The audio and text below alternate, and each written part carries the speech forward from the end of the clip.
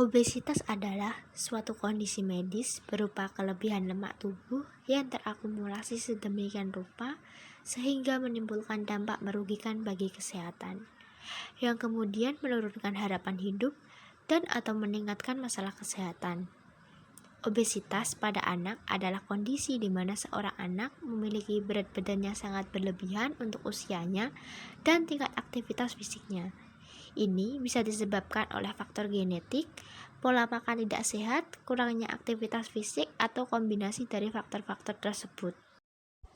Pada tahun 2022, diperkirakan 37 juta anak di bawah usia 5 tahun mengalami kelebihan berat badan. Pernah dianggap sebagai masalah di negara-negara berpendapatan tinggi. Kelebihan berat badan kini meningkat di negara-negara berpendapatan rendah dan menengah. Lebih dari 390 juta anak-anak dan remaja berusia 5-19 tahun mengalami kelebihan berat badan pada tahun 2022. Prevalensi kelebihan berat badan termasuk obesitas di kalangan anak-anak dan remaja berusia 5-19 tahun telah meningkat secara dramatis dari hanya 8% pada tahun 1990 menjadi 20% pada tahun 2022. Peningkatan tersebut telah hal serupa terjadi pada anak laki-laki dan perempuan. Pada tahun 2022, 19% anak perempuan dan 21% anak laki-laki mengalami kelebihan berat badan. Ada beberapa faktor kunci penyebab obesitas pada anak. Yang pertama, gaya hidup. Sering makan dalam porsi besar, makan makanan berkalori tinggi, menghabiskan banyak waktu di depan layar, dan kurangnya aktivitas fisik. Yang kedua, lingkungan. Mudah mengakses makanan tinggi kalori, miskin nutrisi. Kesempatan untuk beraktivitas kurang, dan terbatasnya tempat yang aman untuk berolahraga di lingkungan tempat tinggal. Yang ketiga, genetik. Seorang anak akan beresiko lebih tinggi mengalami obesitas jika salah satu atau kedua orang tuanya gemuk. Namun, bukan berarti anak yang terlahir dari orang tua yang gemuk pasti juga mengalami obesitas juga. Yang keempat, obat-obatan. Beberapa obat-obatan dapat meningkatkan resiko obesitas pada si kecil. Yang terakhir, kondisi medis khusus, seperti kelainan hormonal dan penyakit bawaan seperti sindrom Turner dan sindrom Down. Lalu ada ciri-ciri obesitas. Banyak faktor yang dapat menyebabkan anak menderita obesitas, mulai dari faktor keturunan, penyakit tertentu, hingga pola makan tidak sehat. Ciri obesitas pada anak: yang pertama, wajah tampak bulat, kedua, pipi tembem, yang ketiga, bahu rangkap, yang keempat, leher relatif pendek. Lalu ada kedua pangkal paha bagian dalam saling menempel dan bergesekan, perut buncit, pada anak laki dada membusung dan payudara sedikit membesar, serta penis mengecil karena tertutup timbunan lemak.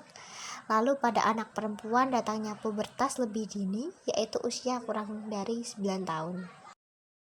Gejala obesitas selanjutnya ada sesak nafas, postur tubuh yang buruk, mendengkur saat tidur, sakit punggung, gampang lelah, dan mudah berkeringat.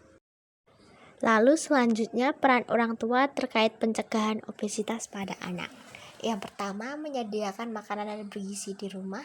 Yang kedua, menyediakan buah-buahan segar, sayuran whole grain seperti roti gandum, nasi merah, oatmeal, sumber protein rendah lemak, daging tanpa kulit, ikan, telur, kacang-kacangan.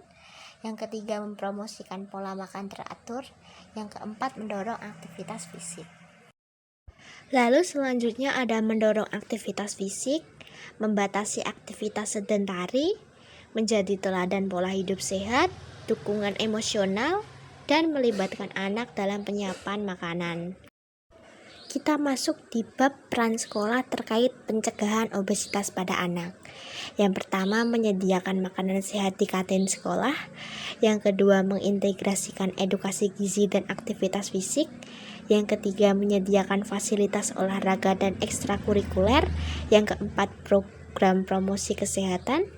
Yang kelima, layanan konseling gizi dan kesehatan. Lalu ada penanganan obesitas pada anak. Penanganan obesitas pada sang buah hati akan mengacu kepada pilar pencegahan obesitas, yaitu perubahan pola hidup, peningkatan aktivitas fisik, penggunaan obat, dan tindakan khusus bila diperlukan.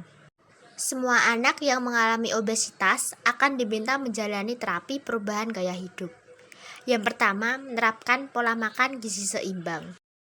Yang kedua, mengubah gaya hidup menjadi lebih aktif. Yang ketiga, berkonsultasi dengan dokter spesialis anak dan spesialis gizi. Yang keempat, mengikuti terapi individu atau berkelompok. Yang kelima, mengikuti program terapi latihan fisik. Dalam penanganan obesitas secara umum, dibutuhkan tenaga dokter lintas disiplin. Misalnya dokter spesialis anak, dokter spesialis gizi, psikolog anak, dan spesialis olahraga. Bagaimana sih peran ilmu gizi dalam obesitas pada anak? Ilmu gizi dapat mengidentifikasi faktor-faktor diet yang berkontribusi terhadap makanan berat pada anak, seperti asupan lemak dan gula yang berlebih namun asupan buah-buahan dan sayuran yang kurang. Ilmu gizi juga dapat menilai asupan energi dan zat gizi anak, serta membandingkannya dengan asupan acuan yang direkomendasikan.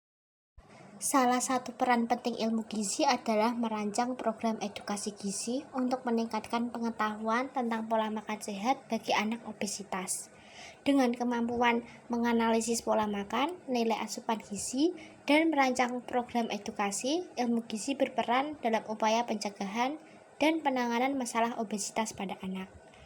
Makanan yang direkomendasikan untuk pencegahan obesitas, yang pertama meningkatkan asupan sayuran dan buahan, yang kedua membuat minum air putih yang cukup. Lalu kita bisa juga mengurangi asupan makanan berbahan dasar produk hewani yang tinggi lemak, jenuh seperti daging sapi dan daging kambing, dan meningkatkan makanan berbahan dasar ikan dan kacang-kacangan. Yang kedua, mengurangi asupan sumber makanan manis dan mengandung gula dalam jumlah tinggi. Yang ketiga, mengurangi asupan minuman manisan dan mengandung gula dalam jumlah tinggi. Yang terakhir, mengurangi asupan makanan terproses.